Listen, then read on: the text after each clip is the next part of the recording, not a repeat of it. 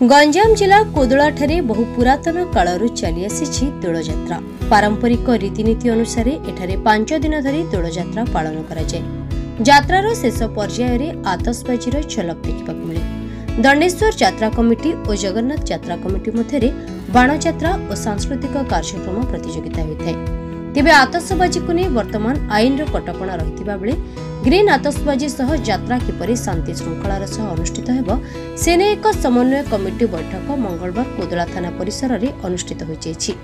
कोदला तहसीलदार Sasmita Satpathy, Purushottampur SDPO डॉ दीपक कुमार मिश्र एवं कोदला थानाधिकारी सुभाष चंद्र बेहेरा उपस्थित में कोदला दंडेश्वर यात्रा कमिटी और जगन्नाथ यात्रा कमिटीर कर्मकर्ता माने उपस्थित थिले। शांति श्रृंखला रक्षा करी यात्रा को शेष करबा नै आलोचना होइतिला। दंडेश्वर यात्रा कमिटी संपादक जयनारायण नायक और जगन्नाथ यात्रा कमिटी सदस्य उत्तम कुमार नायक उपस्थित थिले।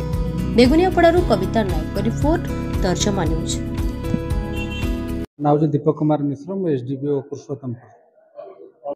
आपनकर मासंता 14-15 तारिख रे जो पारंपरिक कोदला रे दोल यात्रा अनुष्ठित होई आसुछि ताकु नै कि कमिटी मेंबर से माने श्री दंडेश्वर कमिटी एवं श्री जगन्नाथ कमिटी मुख्य जो मैंने सदस्य अच्छा नहीं आमर कोदला थाना आईसी नेतृत्व में आज गोटे ये आम गोटे प्राक प्रस्तुति बैठक गोटे करूँ जो थी कि विभिन्न प्रकार गाइडलाइंस विषय एडवाइस दिखाई। जयनारायण नायक दंडेश्वर कमिटीर सेक्रेटरी दायित्व अच्छी आम दोल यात्रा नहीं आमर एसडीओ सार सभापति तहसीलदार सभापति भल निष्पत्ति है।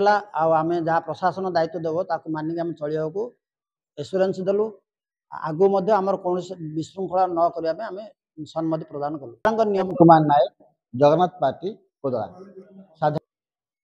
देखु प्रति वर्ष भाई ए वर्ष यात्रा निश्चय हम कोदलार समस्त जनसाधारण आग्रह अच्छी से अनुसार आम आसलु कोदला आईएससी को देलु परमिशन आसलु देवाई। आईएससी निर्देश अनुसार कोदला तहसीलदार एवं पुरुषोत्तमपुर एसडीपी आसिक आमको नहीं गोटे साधारण सभा कले। बहुत खुशी लगे।